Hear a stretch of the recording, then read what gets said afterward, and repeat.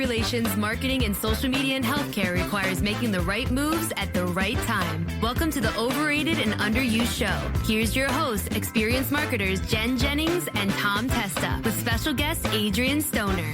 Overrated and Underused, the Overrated and Underused show.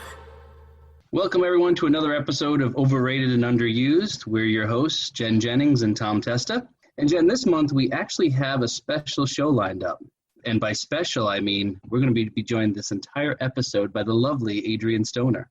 Definitely. I'm excited for this one. It's going to be a little switch up from our normal kind of format. And Right. We're really just going to dive deep into the world of social media. I hope you're ready.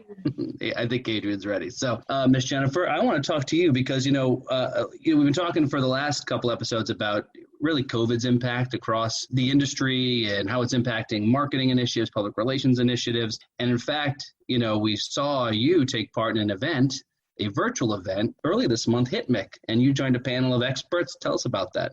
On one of our earlier episodes, we talked about in-person events versus virtual events. Obviously, in-person events by default are now overrated because they're just not taking place and for the foreseeable future. So this was, one of the first virtual events that we personally had kind of attended. So it was great to be a part of it. The format, it was over GoToWebinar. Really engaging. It's HITMIC is a great audience. It's for health IT marketers. So this particular panel was about going remote and how to kind of thrive working with a remote marketing agency or marketing and PR agency. I thought there were some really good insights that I hope that, maybe even a couple of our listeners were able to join into that session. And HITMIC in general, it's a great conference, and it's run by John and Colin, who are also colleagues here on Healthcare Now Radio. They have their own show as well. So yeah, I thought it was a great discussion about working with an agency remotely, and I think you had some good points too about even things from project management to meeting with clients. I mean, all that in-person relationship, that in-person meeting, it's not going to be the same. It isn't the same. But how we can still have those relationships, still show a personal side, still accomplish a lot while working with clients. So I thought it was a really good discussion. Well, thank you. I was happy to be a part of it.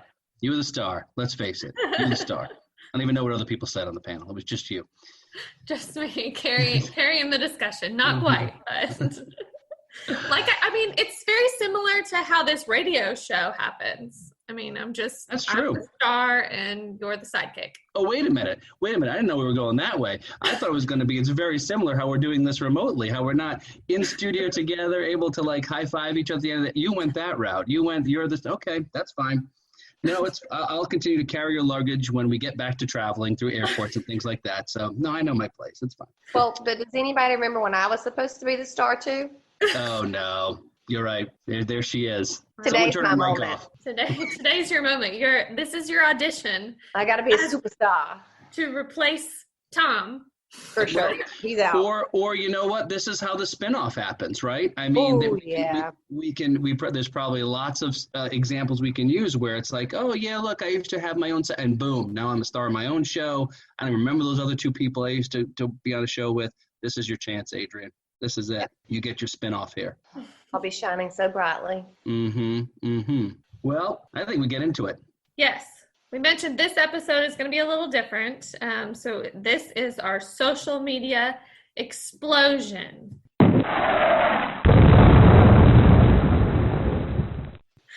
So I think we're going to cover this topic a little different than, our typical episodes. Instead of really just having one topic of discussion that we think is overrated or underused, we're going to kind of break it down by each social media platform. Yep, and we're not going to have also too, about mid-show, we often get into our clinician's corner. We really target how the topic we just talked about in the first segment can apply to the providers. So instead of doing a specific segment on it, this episode, we're going to talk about how a specific social media platform is either underrated or overused for providers.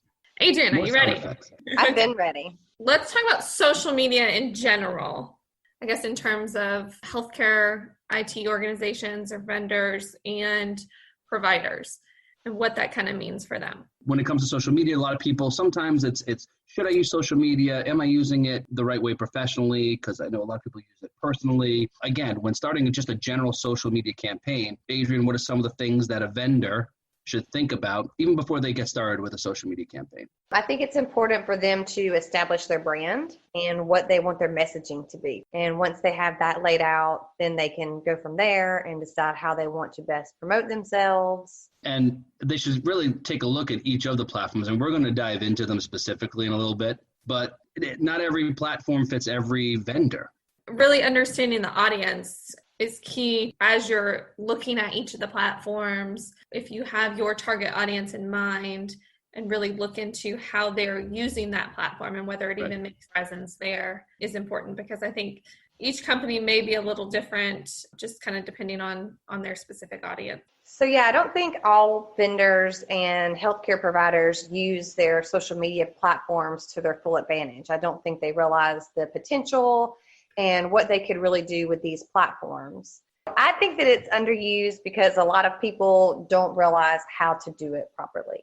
You know, you'll see a business make a post, but they don't attach the link to it, so it doesn't easily drive you to their website, or they post a blurry photo that's not appealing. People are going to immediately scroll by if they don't like the picture.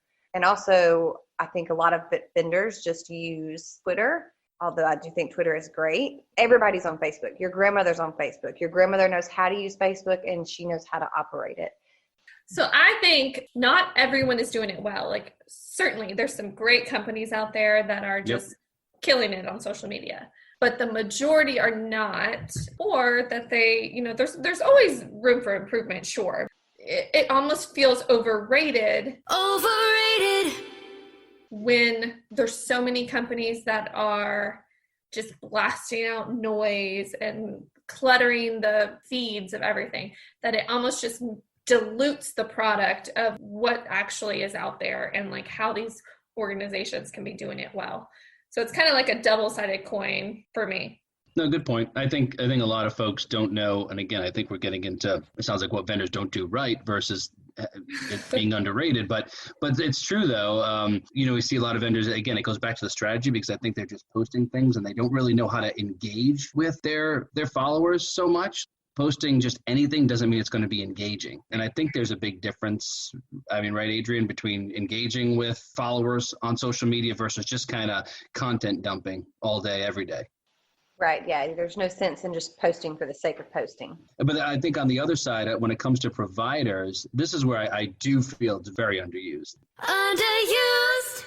And I think more so because a lot of providers either don't have the capacity to jump into social media, right? When you think of even a small practice or a small medical group or something, they, it's either, I mean, who's going to be doing the social media for them? So I think it's kind of an afterthought, I think, in a lot of ways. They don't really, again, maybe know how to engage with their customer base or their patient base in that case. I feel it's underrated because it's not really part of their overall strategy, if they even have a marketing strategy. Right. I think for the most part, they just rely on their website, Google, and I see all the time on social media, people are asking, what dermatologist do you use? Who's your pediatrician? You know, what are the benefits? And if they were to have a good presence on there to jump on and advocate for themselves, what better free marketing is that? You mentioned the website, and I think social media is an extension of your website. So for them to have, some of them do have really good websites. Some are even putting out newsletters or blog posts. And I think social media can be a good vehicle for these providers to help drive that content to followers on social media. You know, the average person, they have at least 2 social media apps on their phone. So they have that just one click away where they can make a post or research it. And I just feel like people are doing that more often than Google sometimes. Yep. You know, reading what you see from someone you know holds more value to you than some Joe that wrote a review on Google. If you're just tuning in, you're listening to Overrated and Underused on Healthcare Now Radio. Today's episode is Social Media Explosion. What's hot and what's not in the world of social media, with our special guest, our only guest, Adrian Stoner. Let's take a second away from bashing the vendors and the providers and how they're not doing everything right, and just dive into talking about some of the specific platforms, because not every platform makes sense for, the strategy of each organization. And even just, we're talking about two distinct types where we're talking about vendors and, healthcare providers. But, even beyond that, like there's subcategories of different types of vendors and who their audience and market is, that there may be some variations in what we would actually recommend if we were, kind of working with them. No, good point. So yeah, let's dive into the specific platforms. There's a bunch of them here that I'm sure a lot of people are using. Some may not be. First up, let's talk about LinkedIn. Adrian, what do you think? Talk to us about LinkedIn's use by healthcare vendors. So LinkedIn, I think it's great. I think it's great for vendors to use, to communicate with one another, to share information, but I don't think that it's the best thing if you are wanting your patients to look at. They're not going to go there. They're not going to look at their LinkedIn feed to see what your practice has been doing. So for healthcare vendors, LinkedIn is probably underused. I'd say underused. Underused. And I mean, LinkedIn really has evolved over the years. Like it truly started out as more just a networking, career building. I really only looked at it when I was searching for a new job. Right. But I think now it's just with the feeds and the posts that it now has, it's just more a way to learn more about that professional network that you have and the type of content that they're sharing and, articles they're reading and their companies that they, you follow there. So it's more versus, what your friends are doing on their, Saturday afternoon, which you would find on Facebook. I think it's definitely underused for that very same thing you're saying. And it's become more of a thought leadership platform, a publishing platform for folks who are, we're seeing folks publish blog posts, articles, hosting webinars. It's everything. It's become a thought leadership platform. It's become almost like a micro blogging site in some way. So, not only, like you said, Jennifer, you're not just getting the, oh, look, our friend Dave has been, he's been working at this company for 5 years, or no, there's a promotion, or, oh, that's a great job opening. But it's also become a place where people are sharing some pretty important news. And I think people would make the case that the audience on LinkedIn it's a great target for especially those who are on the the sales side, trying to make sales with other executives and things like that. So I think LinkedIn has really expanded. I remember way back when I felt like LinkedIn was really just like a giant Rolodex, if that's even a word people know. Like it was just like, oh look, here's all the contacts I know and their professional affiliations, and that's great. Where now, it's become this almost like this content publishing site, and that's why I think it's very underused, especially on the vendor side. When you want to find information, how often is your initial go-to LinkedIn, though? To be honest with you, I look at LinkedIn before I look at Twitter. I feel like I can get a lot better targeted news for what I'm looking for. It's more relevant to me on LinkedIn at times than it is even on Twitter. How do you feel that their feed flows, though? Because when I go to my LinkedIn and when I look at my feed and I start scrolling, I feel like the feed is not great, and I just don't feel like my information is right there. I feel like it's harder to find what I need on LinkedIn. I don't think it's as user friendly. If I'm researching a specific company and I'm wanting to learn about this company, my first step is their website. So I go to their website, see their website, then I'll go to their LinkedIn page probably before I do their Twitter and see what posts they've made recently. Like what are the things that they're talking about outside of, hey, these are, everything that's on the website is, hey, our services.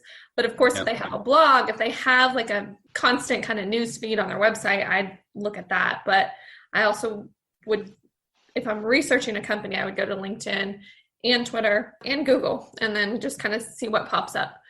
But as far as just coming across or looking at my LinkedIn feed from, everybody that I'm connected to, everybody that I follow, when I'm scrolling it, I'm not really looking for anything in particular. I'm just kind of scrolling and seeing what's happening and just kind of, what's happening in the industry, with my connections. And then if there's, things that pop up to me, I'll, read those articles or comment or like. So as far as like researching, it's kind of a little different. But yeah, you're right. So I think, although on the vendor side, we feel LinkedIn is underused, jumping over to the provider side, I think it's very overrated. Overrated. And I think you touched upon this in the beginning, Adrian, as to why. I think it comes down to their target audience and how they're using LinkedIn. And in this case, it would be mostly, you would think, mostly patients on the provider side. Right. If I'm in dermatology and this is another dermatology office in my area, I probably would go to LinkedIn and check them out there, but I would also be on the Facebook and see what people are saying there, because that's where the true reviews are going to be and where you're really going to see what that practice is doing wrong and where I can make better of what people are unsatisfied with by them and promote that. As I'm thinking about this, as we're talking about it being overrated, I also think, is it a place that providers network with each other? I don't know. It's almost like now let's bring in our clinician guest. We need Dr. Someone to jump in, because maybe, I don't know, are they networking with each other? Or is someone saying, oh wow, that's kind of neat, I saw that at this practice or this, and I think I want to institute it here at my practice. I don't know, is that how they're using it? I'm sure they are. I'm sure it's just like us having our network connections with people that are in HIPMIC or Right. other marketing and PR agency like colleagues. Right. Yeah, I'm sure the doctor so-and-so's connections are full of other doctors in different practices. Right. That he happens to know. But I think from the marketing perspective and driving new business and new patients to the practice, Right. LinkedIn is overrated for that. Yep. But and that's a good segue. So let's just jump into providers on another platform that is a good one for a lot of providers to use to help drive potential new practice, new patients to their practice. And I think one of those could be Twitter, which I think is very underused for a lot of providers. Underused. Yeah, I agree. For a healthcare provider, so what type of content could they put on Twitter that would, be a good use and a good strategy for bringing in new patients or promoting their practice? I think that they should share relevant content to their practice. If it's a dermatology office, every May is Melanoma Awareness Monday. So putting that information out, offering a complimentary melanoma skin screening from the hours of 2 to 4 or whatever works for their practice, doing giveaways of sunscreen. Maybe even having your provider share some valuable information on industry news, potential like seasonal flu stuff. And, maybe there's a good article that your provider sees and, I don't know, a medical publication that they can share on tips to stay healthy during the flu season or something. Yeah, and having the provider, maybe do videos with the provider giving the tips and post those. People love to feel like it's personal, and they love to feel like the man at the top is taking time for them. So doing just little things like that really go a long ways. I guess my question for debate is Twitter, is it still relevant for personal use though? Are people still getting on it outside of their professional networks? And I know there was the day when it was the new platform and everybody was on it and everybody got a Twitter and to me, I connect more on Twitter or follow businesses, celebrities, or just like news content. Yeah. Right. Yeah. I like to tweet different businesses and say like, hey, my Lay's potato chips didn't have any flavor this time. And they'll instantly DM me and rectify it. But that makes me love Lay's even more and want to give them more business. Or today I went to TJ Maxx and the customer service was great during COVID. I really felt like they were doing everything they could to make me feel safe. Did you go to TJ Maxx? No, hell no. I wouldn't go there. I'm not going in public, but people are doing it. You know what? That's a really good point, though. You mentioned the customer service angle, and I think that's why Twitter is underrated, especially on the vendors, because, when you're called out on Twitter for like any kind of customer service foul, don't you feel like a lot of vendors are like, ugh, and you feel like you have to respond because the whole world's watching? Absolutely. That you were just called out, whether it's a healthcare brand.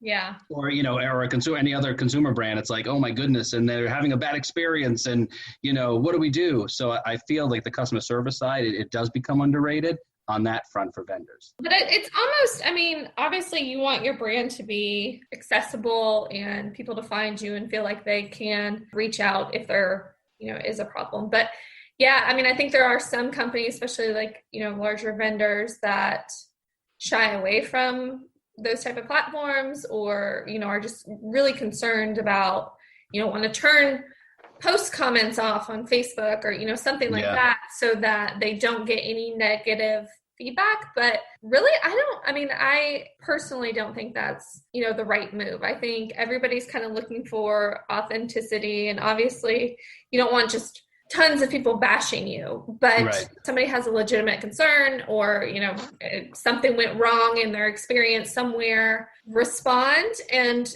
just say, DM us, and, we're happy to work with you to take care of this. Right. So that's always been my experience with Delta. If something happens on mine, I would post and they'll say, send me your itinerary and, we'll take care of it. And I really think, to me, that's the preferred method, because I can just tweet them or, message them, and, they'll respond, versus sitting on a 1-800. Such a nightmare. Call service. Like, I wouldn't even go through the trouble at that point. Right. But it at least gives the company, instead of me not calling the 1-800 number because I don't want to go through that process, or it just doesn't seem, worth it, I can just send out a simple tweet. They can rectify it and make me feel better about that bad experience, versus me just kind of stewing on those feelings. So I think it does give companies the opportunity to redeem themselves for any, because things happen. In my experience, when I have expressed agreements through Twitter and they've DM'd me, I feel like the resolution has been a much more pleasant experience and better experience than getting on a 1-800 line. And not just because of calling, just the person I'm dealing with. It just seems to be an overall different experience. Yeah. No, definitely something for vendors to think about more, and how that aspect, I guess, of Twitter is underused, that customer service aspect. Again, you want to certainly not have everything just blasted to the public, but again, it shows you're paying attention and it shows you care when you're able to showcase and that white glove treatment on social media. Probably just to recap, as far as vendors go, Twitter and LinkedIn are still top platforms. Then providers, I think Twitter and Facebook should be main focuses. And then obviously you can, dabble in other areas depending on how many resources you have for social media, or how much time you kind of have, or how much you want to have a presence there. But I think Twitter and LinkedIn currently are still kind of reigning king. Yep. I know we touched on this a little bit, but I don't think we went into too much detail, but just stressing the importance of engagements. If someone makes a comment on your page or your post, it's just so important to reply back to them. No, I agree. I think seeing a brand engaging with you, or even a provider on a platform like that, it just it definitely gets you feeling good about things too, and okay, they're paying attention to me, they're there. So I think engagement's key, and I think we could actually probably have a whole half our show dedicated on engagement, how to better engage, right? Or maybe even through some great questions for Adrian in our next Inbox with Adrian. Please slide into my DMs. Thank you. Adrian, how can they get in touch with you? We need more questions. You can reach me at Adrian_Stoner at Twitter, or you can email me at hello@anderson.com. I would love to hear from you. Perfect. We need those questions. And don't you want to hear more from me? Yes. So you can send your votes in on whether Adrian should replace one of the hosts and which host she should replace. Well, Jennifer, as much as we're having so much fun talking about social media during our social media explosion, this has been a lot of fun for sure. Time's kind of creeping up on us here. And I really feel we've barely scratched the surface. We've got a lot to talk about. We talked about Twitter. We talked about LinkedIn, gave a little history there of the use of social media in general. But I think we're going to have to spill this over into the next episode. It looks like it. We're just a wealth of knowledge this month. So I guess this will be our part 1, and our part 2 will go through Facebook, Instagram, Snapchat, and YouTube, and maybe more. Who knows? Who knows? So hope everyone joins us next month again, where we will talk about those additional platforms, and we're going to especially dive into which is overrated and which is underused, like expanding visibility in healthcare. And we're going to talk about it from both a vendor as well as a provider side, just like we did today. Okay, well, thanks to our ONU groupies for listening in. We are sponsored by Anderson Interactive and can be heard weekdays at 10 a.m., 6 p.m., and 2 a.m. Eastern on Healthcare Now Radio. And don't forget, as Adrienne mentioned, send us your questions and your votes for who she's going to replace on the show to hello@andersoni.com. You can tweet us at Jen_Jennings, Tom_Testa, or Adrienne_Stoner, and use the hashtag #OverUnderRadio. Thanks for listening to the Overrated and Underused Show with your hosts, experienced marketers Jen Jennings and Tom Testa, and special guest, Adrienne Stoner.